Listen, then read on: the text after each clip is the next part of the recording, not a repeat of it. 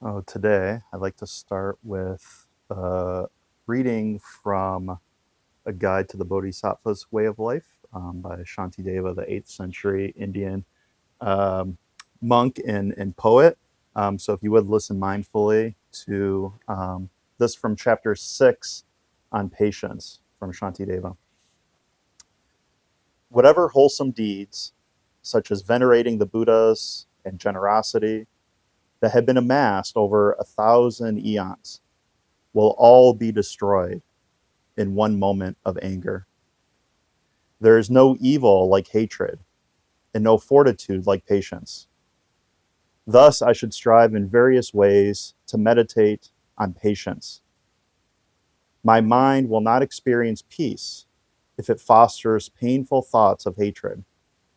I shall find no joy or happiness. Unable to sleep, I shall feel unsettled.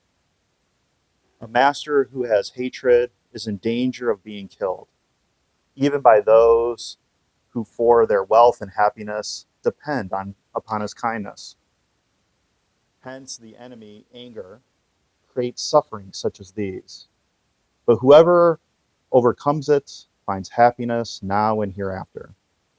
Therefore, I should totally eradicate the fuel of this enemy, for this enemy has no other function than that of causing me harm. Whatever befalls me, I shall not disturb my mental joy. For having been made unhappy, I shall not accomplish what I wish, and my virtues will decline. Why be unhappy about something if it cannot be remedied? And what is the use of being unhappy about something if it cannot be remedied?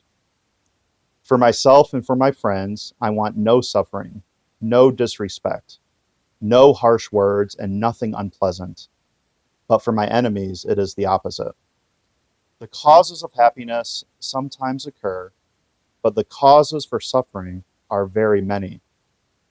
Without suffering, there is no renunciation. Therefore, mind, you should stand firm. There is nothing whatsoever that is not made easier through acquaintance. So, through becoming acquainted with small harms, I should learn to patiently accept greater harms. Who has not seen this to be so with trifling sufferings, such as the bites of snakes and insects, feelings of hunger and thirst, and with such minor things as rashes? I should not be impatient with heat and cold, wind and rain, sickness, bondage, and beatings. For if I am, the harm they cause me will increase. So ends the reading.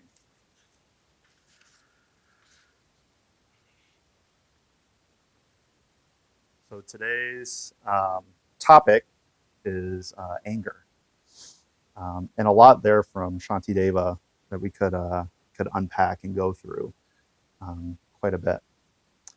Um, so anger, if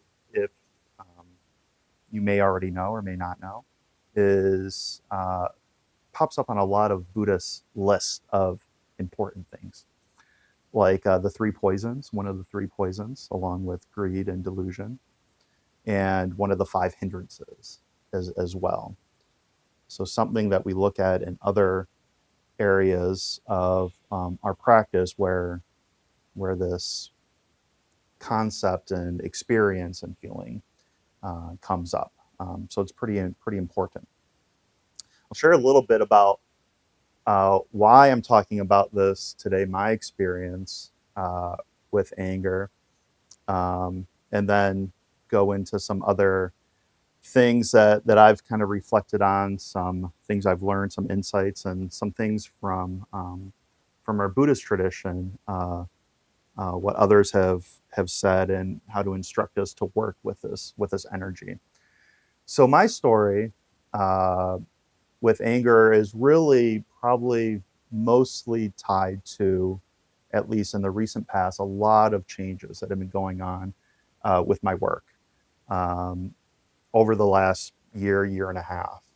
Um, and a lot of these changes involve a lot of losses, a lot of projects and different efforts of putting a lot of effort and passion into, and then those things changing without um, without much control, right?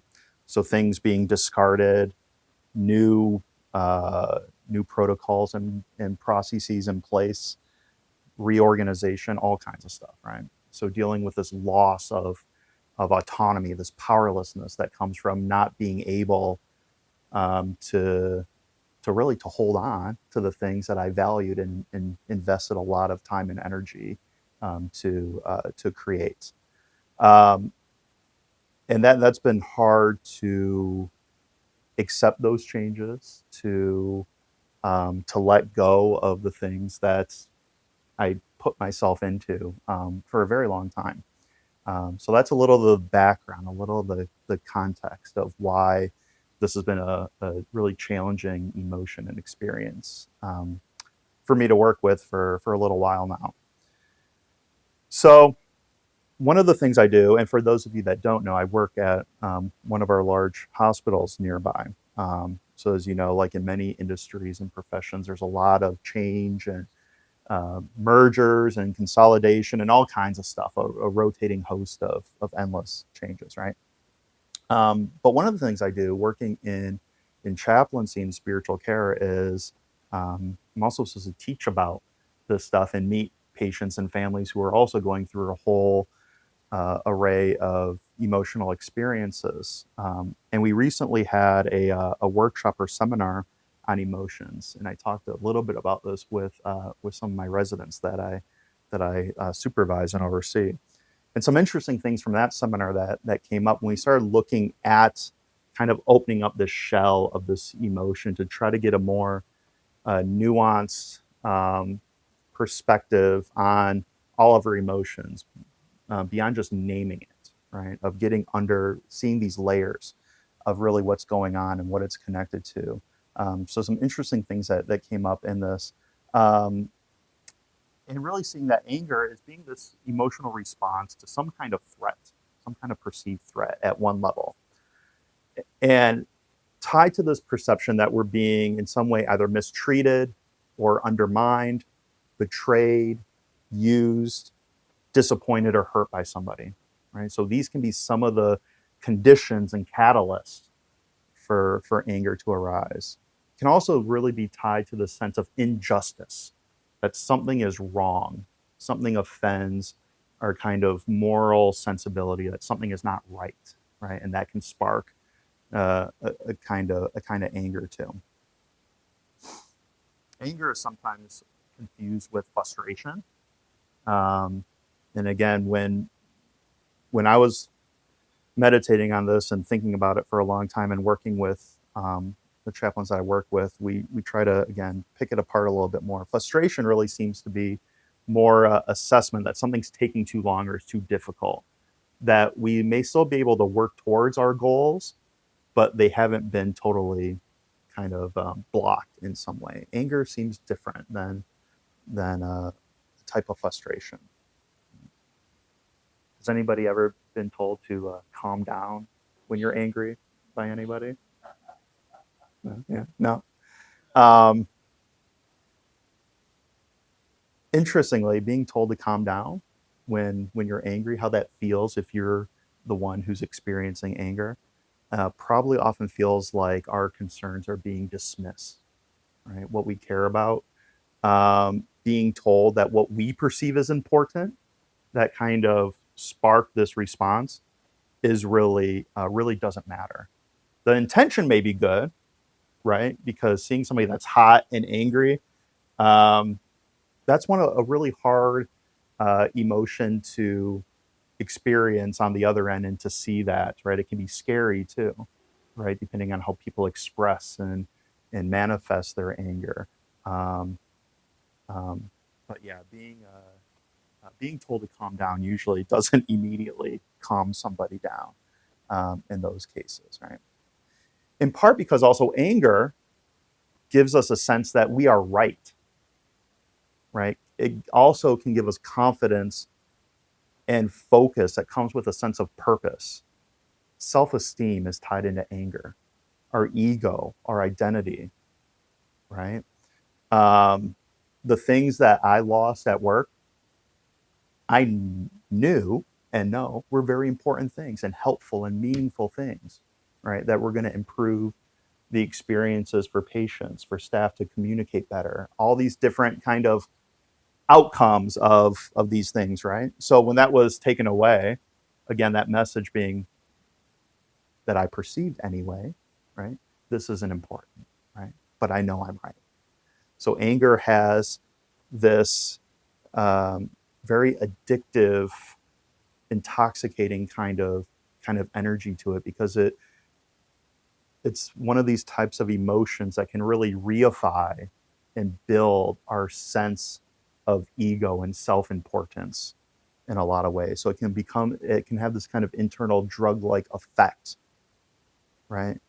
And to be angry can kind of feel good in some ways, right? I'm justified. I know better. I know the right way to go. I know the right thing to do. So this anger is justified, right? Um, so it can be a very dangerous emotion in that sense, and probably in part why it's one of the three poisons, right? That's right front and center. Out of all the different emotional experiences, psychological, um, things that we can experience, anger makes that very short list of the top three, right? Um, so those are a few little aspects and reflections and insights um, on anger. So while I was doing some more kind of reflection and review and preparing for this, I came across I believe, a Sri Lankan um, uh, Buddhist monk and teacher, Venerable Piyatissa Thera, just died a few years ago.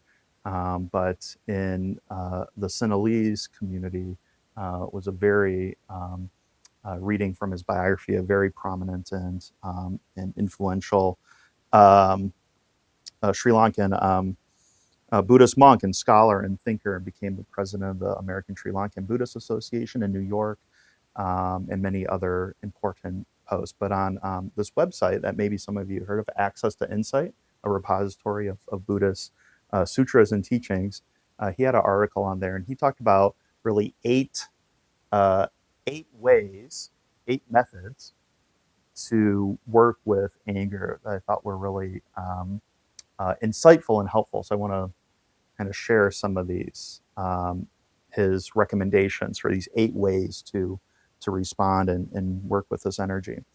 So the first is to recollect the Buddhist teachings. Go to the sutras. Makes a lot of sense. And he points out and reminds us there's at least six instances in the Dhammapada where anger is specifically mentioned and called out. And in the very first chapter of the Dhammapada, in fact, even the third verse addresses anger, right? So in this compendium of distilled Buddhist teachings, uh, again, probably some indication of how important this is. It enters in at the third verse of the text. So this from the Dhammapada, again, if you would, listen to these two short verses here. He was angry with me. He attacked me. He defeated me. He robbed me. Those who dwell on such thoughts will never be free from hatred. He was angry with me. He attacked me. He defeated me. He robbed me. Those who do not dwell on such thoughts will surely become free from hatred. And there's, again, another 5 or 6 places in the Dhammapada that anger is called out. So that's one thing we can do is go back to our kind of foundational texts and sutras, to reread those, to meditate on those, to incorporate those in practice, to help in that way. There's a few other teachings also that I was able to pull out. Has anybody ever heard there's something that appears like that's quoted a lot, attributed to the Buddha? It's pretty close, but not exactly. Like if somebody offers you like a hot stone, to not accept it. You don't have to take it if somebody offers you something that's going to injure or hurt you, to refuse it, right? And then who owns that? The person that has it. So your choice to take it or not. Maybe that's probably floated around. It's not like quoted in some ways or whatever, right? Um, it's kind of close to the actual scripture, which actually comes out of the Akosa Sutta on insults from the Samyutta Nikaya. So you have the original source here too. This one isn't too long, but I'll read you this one so you can hear where that originally came from here. I have heard that on one occasion the Blessed One was staying near Rajagaha in the bamboo grove, the squirrel sanctuary. Then the Brahmin Akosaka Bharadvaja heard that a Brahmin of the Bharadvaja clan had gone forth from the home life into homelessness in the presence of the Blessed One. Angered and displeased, he went to the Blessed One and on arrival insulted and cursed him with rude, harsh words. When this was said, the Blessed One said to him, "What do you think, Brahmin? Do friends and colleagues, relatives and kinsmen come to you as guests?" "Yes, Master Gotama. Sometimes friends and colleagues, relatives and kinsmen come to me as guests." "And what do you think? Do you serve them with staple and non-staple food and delicacies?" "Yes, sometimes I serve them with staple and non-staple food and delicacies." "And if they don't accept them, to whom do these foods belong?" "If they don't accept them, Master Gotama, these foods are all mine." "In the same way, Brahmin, that with which you have insulted me, who is not insulting? That with which you have taunted me, who is not taunting? That with which you have berated me, who is not berating? That I don't accept from you. It's all yours, Brahmin. It's all yours." And this Brahmin who came to the Buddha and had this exchange, there on the spot, like many, immediately converted, became a monk, and was soon thereafter enlightened, as the sutra reads. So very interesting. So we have that one metaphor to kind of help us. There's another one that I found that was interesting, the Laka Sutta on inscriptions. And this one I'll just, well, you know what? This one's not too long either, so why don't we listen to this one here as well from the Laka Sutta, inscriptions. "Monks, there are these three types of individuals to be found existing in the world." "Which three?" "An individual like an inscription in rock, an individual like an inscription in soil, and an individual like an inscription in water." "And how is an individual like an inscription in rock?" "There is a case where a certain individual is often angered, and his anger stays with him for a long time. Just as an inscription in rock is not quickly effaced by wind or water and lasts a long time, in the same way, a certain individual is often angered, and his anger stays with him a long time. This is called an individual like an inscription in rock." "And how is an individual like an inscription in soil?" "There is the case where a certain individual is often angered, but his anger doesn't stay with him a long time. Just as an inscription in soil is quickly effaced by wind or water and doesn't last a long time, in the same way a certain individual is often angered, but his anger doesn't stay with him a long time. This is called an individual like an inscription in soil." "And how is an individual like an inscription in water?" "There's a case where a certain individual, when spoken to roughly, spoken to harshly, spoken to in an unpleasing way, is nevertheless congenial, companionable, and courteous. Just as an inscription in water immediately disappears and doesn't last a long time, in the same way a certain individual, when spoken to roughly, spoken to harshly, spoken to in an unpleasing way, is nevertheless congenial, companionable, and courteous. This is called an individual like an inscription in water." So ends that sutra. So for me, having studied and some background in linguistics and using a lot of like metaphors and analogies and in counseling and meeting individuals, these help me thinking around the idea if somebody offers you something that you have some power whether or not to accept that, right? Or how long this imprint, what kind of canvas you are, right? And whether or not to let things kind of holding grudges and things like that, right? And letting them kind of dissipate and fade away. So to me, these are helpful as well. Another few things that Venerable Pietassa said. So I covered the first one, right? Recollecting teachings. So these are a few that are helpful. The second method to working with anger, consider good qualities in those who anger you. Maybe difficult practice, but it's one of our recommendations and prescriptions here, right? Um, so doing that. But what if your anger, right, your outrage, it's hard to pin blame on any individual? What if your anger is aimed at a, a system or an institution or an idea or something that doesn't have anything to project it towards, right? Um, like when you get stuck in traffic, right? Who do you blame and get angry at for that? Just angry in general, right? Or maybe angry at, I don't know, you can make up all kinds of stories. That's the other thing with anger and with a lot of these emotions, they're often tied to some kind of story that we've created in our mind too, right? This one's very interesting. Number 3, I thought. Reflecting on impermanence. There is no I to be offended. So you already made a mistake if you take offense or get angry. So I'll read, this one's a little trickier, not so intuitive.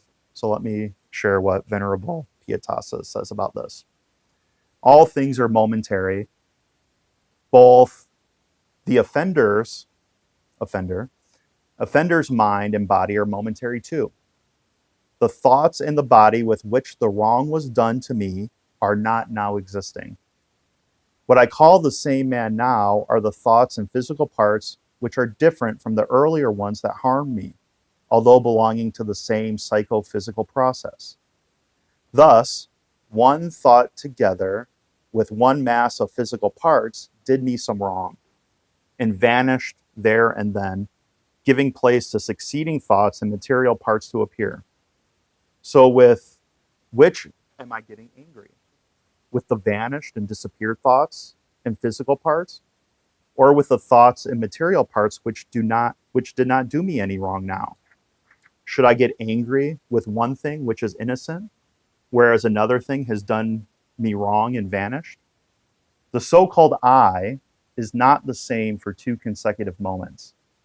At the moment the wrong was done, there was another thought and another mass of molecules which were regarded as I, whereas what regarded as I at the present moment are a different thought and collection of molecules, though belonging to the same process. Thus, some other being did wrong to someone else, and another gets angry with another. Is this not a ridiculous situation? That one's a little bit more challenging, right? Hard. Especially for my assumption is most of us that we're not born into and raised and nurtured into a Buddhist or karmic kind of consciousness and background, right? So the cultural trappings and things that we've inherited and embedded still make up a lot of our psyche and consciousness. So um, certainly maybe a little bit more challenging to accept that on face value without doing some further meditation or reflection, but it's one of the others. Which kind of leads into number 4, that our anger is really a result of our own past karma. Another challenging recommendation here. This one, I'll share something from Thich Nhat Hanh, right? Who's written hundreds of books. Of course, he has a book on anger. called Cooling the Flames of Anger, something like that. And this is what Thich Nhat Hanh says about discovering the true nature of your anger. Let's see if it's here. Yes. At the moment you become angry, you tend to believe that your misery has been created by another person. You blame him or her for all your suffering, but by looking deeply, you may realize that the seed of anger in you is the main cause of your suffering. Many other people confronted with the same situation would not get angry like you. They hear the same words, they see the same situation, and yet they are able to stay calm and not be carried away. Why do you get angry so easily? You may get angry very easily because your seed of anger is too strong, and because you have not practiced the methods for taking good care of your anger. The seed of anger has been watered too often in the past. All of us have a seed of anger in the depth of our consciousness, but in some of us, the seed of anger is bigger than our other seeds, like love or compassion. The seed of anger may be bigger because we have not practiced in the past. When we begin to cultivate the energy of mindfulness, the first insight we have is that the main cause of our suffering, of our misery, is not the other person, it is the seed of anger in us. Then we will stop blaming the other person for causing all our suffering. We realize that he or she is only a secondary cause. Some insight and teaching from the late and venerable Thich Nhat Hanh there.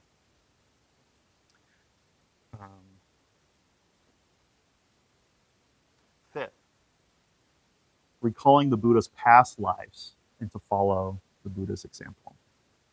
So, two very interesting stories here. I'll just share with one of you for the sake of our time, so we can wrap up here in a few. So this is a story from one of the earlier lives of the Buddha. At another time, our Bodhisattva was an ascetic, well known for his developed virtue and forbearance, and consequently, people named him Kantavati, the preacher of forbearance. One day, he visited Benares and took his lodgings at the Royal Pleasure Grove. Meanwhile, the king passed that way with his harem, and seeing the ascetic seated under a tree, asked what virtue he was practicing, to which the ascetic replied that of forbearance. The king was a materialist who regarded the practice of virtue to be humbug. So, hearing the words of the ascetic, he sent for the executioner and ordered him to cut off his hands and feet, and questioned the ascetic as to whether he could hold to forbearance at the severing of his limbs. The ascetic did not feel ill-tempered, but even at that time he lay down, extending his loving kindness and holding his forbearance undiminished. He spoke to the king in reply to the effect that his forbearance and other virtues were not in his limbs, but in his mind. The king, being unsuccessful in his attempts to disturb the ascetic's feelings, grew angrier and kicked the stomach of the ascetic with his heel and went away. Meanwhile, the king's minister came over and, seeing what had happened, bowed down before the dying ascetic and begged him, saying, "Venerable one, none of us agreed to this cruel act of the king, and we were all sorrowing over what has been done to you by this devilish man. We ask that you curse the king, but not us." At this, the ascetic said, "May the king who caused my hands and feet to be cut off, as well as you, live long in happiness. Persons who practice virtues like me never get angry." Saying this, he breathed his last. Pretty powerful story, right? The idea, even if somebody is going to murder you, to kill you, not to lose your patience and get angry. So that one stuck with me when I read that one. Number 6 is to remember and think of other similar characters. We have a whole pantheon of bodhisattvas and arahats and many stories in the tradition and sutras. Number 7, consider the nature of the round of rebirth, remembering that everyone at one time or another, or multiple times, has been your mother, your father, your brother, your sister. That will help dissipate anger, of uh, keeping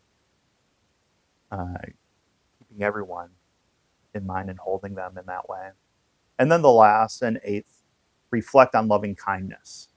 So the two common antidotes or prescriptions for anger throughout all of these texts that I've shared with you and others are primarily patience, forbearance, and loving kindness, compassion. Right? You see this in the Brahma Viharas, the four great abodes of compassion and loving kindness there, in the six paramitas, including patience as well. One of the texts I have in my library at work is on emotional rituals from a psychologist, clinical psychologist down in Tennessee, Dr. David McMillan, that I've used in one of my other lectures. Um, and this idea of extending loving kindness to yourself as well too, and how this works. And this was insightful for me of a little bit more of what's really behind or underneath anger. And he says this: sadness, neurohormones, dissolve anger, neurohormones. Sadness is a healthy path of resolve for anger. When the angry person lets go of her predatory goal and grieves the loss, the healthy resolution of anger is not far behind. It takes courage to give up the defense of anger and to feel sad and hurt. It is easier just to let the anger take over the brain. After focusing on the hurt that the anger defends, the next step is to contain shame and self attacks by offering compassion to oneself. The first step is to learn perspective taking and empathy by having respect and compassion for the person who was, at one time, the focus of the anger. So, in a lot of the other things that I've encountered and read and reflected on, this idea that anger is really an indicator, a surface level emotion that often masks these feelings of hurt, right? That we talked about earlier, of feeling, perceiving a threat, feeling betrayed or undermined or disrespected or made to feel unworthy. Anger, one part of this manifestation, um, this outcome here. And I think for me, um, how much anger I felt at all the changes and loss and invalidation and discredit I was experiencing um, in my work. I think part of that was I did not really allow myself to see those as losses, to grieve those losses. I was holding on so attached to what I thought was good and right. I didn't let myself actually accept and recognize those things were gone and lost and to properly attend to them in that way. And thus anger overcomes then instead of being able to grieve and doing some other work. And what also doesn't help me is that I probably have a kind of perfectionism complex too, right? And underneath that is an insecurity complex, right? So when you start peeling these layers, you can feel the surface emotion, anger, but it's so wrapped up, this injurious net of connected to all these other things underneath, right? So really sitting with it and getting down, what's this connected to? What's this connected to? What's this connected to? What's the next layer underneath that? So anger in many ways can be kind of the symptom, the surface level thing. And how do you start to go deeper and say, where is this really coming from? Just like our dependent chain of origination, what's one more layer back, right? Um, okay, so I'll leave you with this. I had one other um, story here, but I'll leave you with this. So when I started my chaplaincy training at the hospital, I was introduced to a lot of different um, writings and teachings and theologians from various traditions. And one of the